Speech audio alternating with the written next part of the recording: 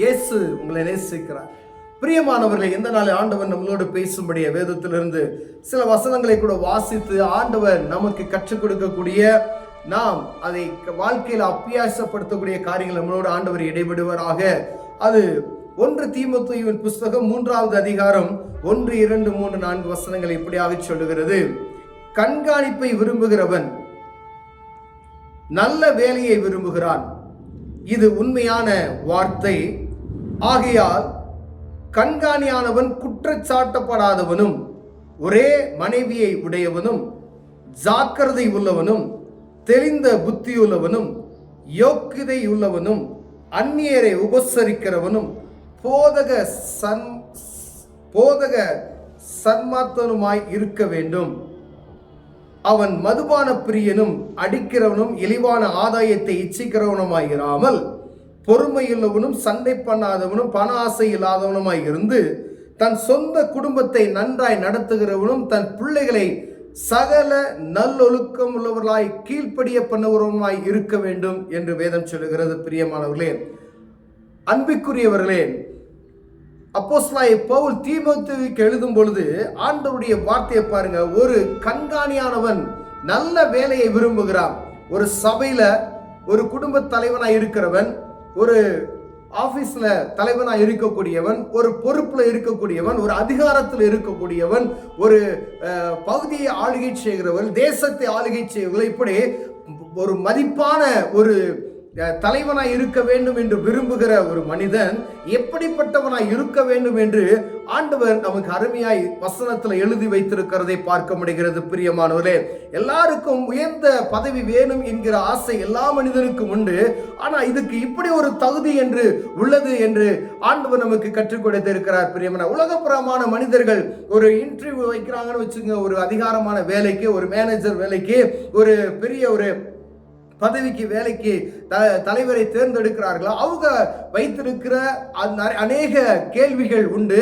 அவங்க சட்டத்திட்டங்களுக்கு விட்டது பாய் நடக்கும். ஆனா வேதம் சொல்கிறது, கண்காணிப்பாய் இருக்க ஒரு நல்ல வேலையை விரும்புகிற ஒரு மனிதன் இப்படிதான் இருக்க வேண்டும் என்று சொல்லி ஒரு பயங்கரமான ஒரு ரிசல்ட். இந்த நம்ம ஒருவேளை வாழ்க்கையில் இதை கடைபிடித்து அரசாங்கமோ இல்ல தனிப்பட்ட ஒரு ஆபீஸ்ல இருக்கக்கூடியோ ஒரு சபையை நடத்தக்கூடியவங்களோ இல்ல ஒரு பெரிய ஸ்தாபனத்தை வைத்திருக்கிறவங்களோ இந்த காரியத்தை பார்த்து ஒரு மனிதனை தேர்ந்தெடுப்பார்களா என்றால் அது நல்ல ஒரு ஸ்தாபனமாக இருக்கும் என்று நான் விரும்புகிறேன், இருக்கும் என்று நான் வாஞ்சிக்கிறேன். பிரியமானவர்களே, இதை பார்த்து இதை நாம் நடந்து கொண்டு இதன்படி நடப்போமையினால் நான் கண்காணியாய் இருக்க, நான் ஒரு தலைவனாய் இருக்க, நான் ஒரு 10 பேருக்கு அதிபதியா இருக்கணும், 100 பேருக்கு அதிபதியா இருக்கணும், 1000 பேருக்கு அதிபதியா இருக்கணும், ஒரு 10,000 பேருக்கு அதிபதியா இருக்கணும், இல்ல 1 கோடி பேருக்கு நான் அதிபதியா இருக்கணும் என்று சொல்லுவது நல்ல காரியம்தான். ஒரு தலைவனாய் இருக்கிறவன் இப்படிதான் இருக்க வேண்டும் என்று ஆண்டவர் எழுதி வைத்திருக்கிற ஒரு காரியம் உண்டு. பிரியமானவர்களே, அதுல பாருங்க, ஆகையால் கண்காணியானவன் குற்றம் சாட்டப்படாது, யாராலையும் குற்றம் சாட்டப்படக்கூடாது, அப்படிப்பட்ட மனிதனாய் இருக்க வேண்டும். ஒரே மனைவியை உடையவனுமாய் இருக்கணுமா. அப்ப பாருங்க, வேதம் சொல்லுகிறது, இப்ப நீ கண்காணியா இருக்கிறவன், நீ சரியான இருந்தாதான் மற்றவங்க சரியாய் நடத்த முடியும். ஏன்னா மற்றவங்களை நம்ம குற்றம் சொல்ல முடியாது என்று வேதம் சொல்லுகிறது. பிரியமானவர்களே, உடையவனாய் இருக்க வேண்டும், ஜாக்கிரதை உள்ளவனும் எந்த ஒரு காரியத்திலும் முன்னெச்சரிப்போடு உள்ளவனாய் இருக்க வேண்டும், தெளிந்த புத்தியுள்ளவனாய் இருக்க வேண்டும், யோக்கியதை உள்ளவனும் அந்நியரை உபசரிக்கிறவனும் போதக சன்மார்த்தனுமாய் இருக்க வேண்டும் என்று வேதம் சொல்லுகிறது. பிரியமானவர்களே, இப்படிப்பட்டதான காரியம்லாம் ஒரு மனுஷனுக்குள்ள இருக்குமே ஆனால் அவன் அதிகாரத்தை நடத்துகிறவன், ஒரு தலைவனாய் இருக்கக்கூடிய தகுதி அவனிடத்தில் இருக்கு என்று வேதம் சொல்லுகிறது. அவன் மதுபான பிரியனும் அடிக்கிறவனும் இழிவான ஆதாயத்தை இச்சிக்கிறவனாய் இராமல் பொறுமையுள்ளவனும் சண்டை பண்ணாதும் பண ஆசை இல்லாதவனே இருக்க வேண்டும். எவ்வளவு கடினமான ஒரு இன்டர்வியூ பாருங்களேன். ஒருவேளை உலகப்புறமான ஆபீஸ்ல இப்படிப்பட்டதான கேள்வி ஒருத்தர் என்ன செய்ய முடியாது, பாஸ் பண்ணவே முடியாது. மதுபான பிரியன், அடிக்கிறவன், இழிவான ஆதாயத்தை இச்சிக்கிறவன், பொறுமையுள்ளவனும் சண்டை பண்ணாதவனும் பண ஆசை இல்லாதவனும். கவர்மெண்ட் ஜாபுக்கு ஒருத்தரும் போகவே முடியாது, ஒரு தலைமைத்துவத்துக்கு. இதுல கொடுக்கப்பட்ட இந்த 3வது வசனத்துல கொடுக்கப்பட்ட காரியங்களை நாம் கடைபிடிக்கணும்னு சொல்லி அரசாங்கம் ஒரு காரியத்தை நியமிச்சுன்னு வச்சுங்களேன், ஒருத்தர் கூட செலக்ட் பண்ணவே முடியாது. ஆனா சபையில இருக்கக்கூடிய ஆண்டவருடைய காரியத்தில் நடக்கக்கூடியவர்கள் இப்படிப்பட்டதா இருக்கணும் கட்டாயமாக வேதம் சொல்லுகிறது. ஆனா ஒரு தலைமைத்துவத்துல வேணும், நான் ஒரு பிசி மெம்பரா இருக்கணும், டிசி மெம்பரா இருக்கணும் அப்படின்னு சொல்றேன், நான் மூப்பனா இருக்கணும் என்று அழைக்கப்படுகிற நாம், ஒரு சபையை நடத்தக்கூடிய ஒரு இதுல மூப்பர்கள் என்று சொல்லக்கூடிய நாம், ஒரு ஒரு ஸ்தாபனத்துல நான் தலைவனா இருக்க வேண்டும் என்று சண்டை போட்டுக்கொண்டு எனக்கு அந்த அதிகாரத்தை நீங்கள் கொடுக்கவில்லை என்று சொல்லுகிற நாம் எப்படிப்பட்டவர்களாய் இருக்கிறோம் என்பதை பார்க்கும்படி ஆண்டவர் உங்களோடும் என்னோடு பேசுகிறார். பிரியமானவர்களே, ஒருவேளை இந்த காரியங்கள் நமக்குள்ள இருக்கிறதா, இதை குறித்து இந்த காரியம்லாம் எனக்குள்ள இருக்கியா, ஆனா எனக்கு ஒரு அதிகாரமான ஒரு காரியம் எனக்கு வரலையே, நான் விரும்புகிற அந்த ஒரு உயர்வான ஸ்தானம் எனக்கு வரவில்லையே என்று ஆண்டவர்கிட்ட கேட்போம். ஆண்டவர் அதுக்கான காரியத்தை நமக்கு அருளை செய்வார். பிரியமானவர்களே, அதே போல தன் சொந்த குடும்பத்தை நன்றாய் நடத்துகிறவனும், பாருங்க, ஒரு வேற ஒரு நல்லா நடத்தணும் அப்படின்னா தான் குடும்பத்தை நல்லா நடத்துகிறவனாய் இருக்கணும்னு சொல்லி வேதம் சொல்லுகிறது. தன் பிள்ளைகளை சகல நல்லொழுக்கம் உள்ளவர்களாய் கீழ்ப்படிய பண்ணுகிறவனாய் இருக்க வேண்டும். சில பேரண்ட்ஸ் அதை பார்த்தீங்கன்னா பயங்கர கட்டுப்பாடாரோ இருக்கணும்னு சொல்லி இதை செய்யாத அதை செய்யாதுன்னு சொல்லுவாங்க. ஏன் அப்படி சொல்றாங்கன்னா, பிள்ளைகள் வழி தவறி போகக்கூடாதுன்றதுக்காக அவங்க சொல்றாங்க. அப்படிப்பட்ட குடும்பத்துல பாத்தீங்கன்னா எப்ப பார்த்தா பிள்ளைகளுக்கு என்ன, எப்ப பார்த்தாலும் நச நச நசன்னு எடுத்துட்டே இருக்காங்க அப்படின்னு சொல்லி அவங்க நினைக்கலாம். ஆனா அவர்கள் விரும்புகிறது என் பிள்ளை நல்லா வரணும், என் பிள்ளை கரெக்டா இருக்கணும், பர்ஃபெக்டா இருக்கணும்னு சொல்லுகிற அந்த ஆசை நிமித்தமாக அவர்கள் பெற்றோர்களுக்கு அவர் வளர்க்கிறார்கள். பிரியமானவர்களே, அப்ப ஒரு தலைவனானப்பட்டவன் இப்படிப்பட்டதான் தன் குடும்பத்தை நேர்த்தியாய் நடத்துகிறவனாய் இருக்க வேண்டும் என்று வேதம் கற்றுக் கொடுக்கிறது. நம் வாழ்க்கையில இப்படிப்பட்டதான காரியம் இருக்கிறதா என்று பார்க்கும்படி ஆண்டவர் உங்களோடும் என்னோடும் பேசுகிறார். ஒருவேளை அதிகாரத்தில் இருக்கிறீங்க, ஒரு சபையில நீங்க மூப்பரா இருக்கிறீங்க, ஒரு ஸ்தாபனத்தில் நீங்க மூப்பரா இருக்கிறீங்க, ஆண்டவருடைய பிள்ளைகள் இப்படி இருப்பீர்கள். ஆனால் தங்களை நீங்கள் ஆராய்ந்து பார்க்கும்படி ஆண்டவர் நம்மளோடு பேசுகிறார். யாரும் கை நீட்டி நம்மளை குற்றப்படுத்தி விடாதபடிக்கு ஒரு தலைவனாய் இருக்கப்பட்டவர் இப்படிதான் இருக்க வேண்டும் என்று வேதம் சொல்லுகிறது.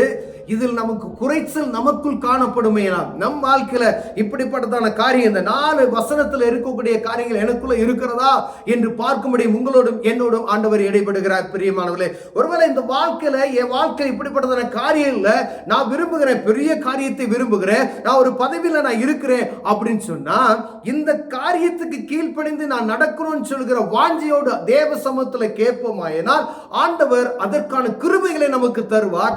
மென்மேலும் உயர்த்தி கொண்டே போக வல்லமையுள்ளவராய் இருக்கிறார். பிரியமானவர்களே, நான் உயர வேணும்னு ஆசை, நான் மென்மேல உயரணும்னு ஆசை, பதவி எனக்கு வேணும்னு ஆசை, ஆனா இப்படிப்பட்டதான காரியம் எனக்குள் இருக்கிறதா, நல்ல காரியங்கள் என் வாழ்க்கையில அபியாசப்படுத்துகிறவன் நான் காணப்படுகிறவனா என்று பார்க்கும்படி ஆண்டவர் நம்மளோடு இடைப்பட்டு கொண்டே இருக்கிறார். பிரியமானவர்களே, ஒரு குடும்ப தலைவியாய் நீங்க இருக்கலாம், ஒரு குடும்ப தலைவியாய் இருக்கிறவள் இப்படிதான் இருக்க வேண்டும் என்று வேதம் சொல்லுகிறது. நான் குடும்ப தலைவி என்று சொல்வதில் பெருமை கிடையாது. நான் குடும்பத்துல நான் தலைவி அப்படின்னு ரேஷன் கார்டில் பாருங்க, குடும்ப தலைவி அப்படின்னு பேர் போட்டிருக்கோம், குடும்ப தலைவன் பேர் போட்டிருக்கோம்.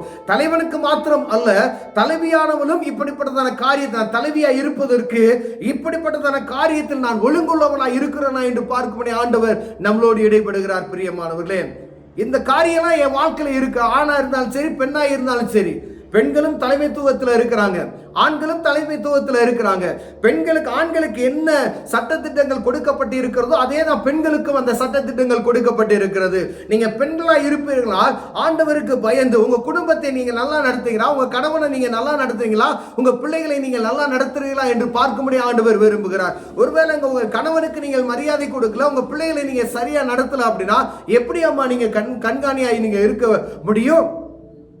ஆண்டவர் உங்களோடு இடைபடுகிறார். பிரியமானவர்களே, ஒருவேளை மதுபான பிரியம், இந்த மாதிரி பண ஆசை, இப்படிப்பட்டதான காரியங்களுக்கு நாம் அடிமைப்படுத்தப்பட்டு இருக்கிறோமா? அந்நியர்களை உபசரிக்கிறோமா? அறுத்த கண்ணை கைக்கு சுண்ணாம்பு தராதவர்கள் எப்படி உயர்ந்த பதவியில் இருக்க வேண்டும் ஆசைப்படுவார்கள்? அநேக இடங்களை பாருங்க, நல்ல தலைவர் போஸ்ட்ல இருப்பாங்க, ஆனா அறுத்த கைக்கு சுண்ணாம்பு தர மாட்டாங்க. உதவுகிற மனப்பான்மை ஒரு கவுன்சிலரா இருக்கிறாங்கன்னு வச்சுக்கோங்களேன், அவங்களுக்கு உதவுகிற மனப்பான்மை இயல்பியாவே இருக்கணும். ஒரு ஒரு பகுதியில் இருக்கக்கூடிய ஒரு கவுன்சிலர் இருக்கிறாங்கன்னா உதவுகிற மனப்பான்மை இருக்கணும். அப்பதானே அவங்க மக்கள் மத்தியில் என்ன செய்ய முடியும், ஒரு பிரியத்தை ஏற்படுத்த முடியும். அவங்க ஒரு சின்ன உதவி கூட பண்ணாத ஒரு கவுன்சிலரா இருப்பாங்க. ஒரு சபையில ஒரு சின்ன ஹெல்ப் கூட ஒரு ஏழ்மையானவருக்கு பண்ணாம நீங்க அதிகாரத்தில் இருப்பீங்க அப்படின்னு என்ன பிரயோஜனம்? ஒரு பிரயோஜனம் இல்லை, வீண். அப்ப நீ கண்காணியாய் ஆக வேண்டும் என்கிற விரும்புகிறவர்கள், இனிமேலும் நடந்து கொண்டு இருக்கிறவர்களும், நடக்க போகிறவர்களுக்கும், நான் அதிகாரத்தில் நான் இருக்கணும்னு சொல்லி ஆசைப்பட்டு நிற்கிறவர்களும் இப்படிதான் இருக்க வேண்டும் ஆண்டவர் சொல்லுகிறார். இந்த காரியத்தை கடைபிடித்து தேவ சமூகத்தில் ஜெபித்து விட்டு அந்த காரியத்துக்கு கடந்து செல்லும் ஆண்டவர் 100% நமக்கு பலன் தருவார். பிரியமானவர்களே, ஒருவேளை இதுல குறைச்சல் உள்ளவர்களை நாம் காணப்பட்டோமானால் தேவ சமூகத்தில் கேட்ப அற்புதங்களை செய்வார். கண்களை மூடுவோம், ஜெபிப்போம். அன்பின் தகப்பனே, ஆண்டவரே, உயர் பதவிக்கு நாங்கள் ஆசைப்படுகிறோம், தலைமைத்துவத்துக்கு ஆசைப்படுகிறோம். வேதம் கற்றுக் கொடுத்திருக்கிற இந்த காரியத்தில் நாங்கள் கீழ்ப்படிந்து நடக்க எங்களுக்கு உதவி செய்யுங்க. இயேசுவின் நாமத்தில் பிதாவே, ஆமென்.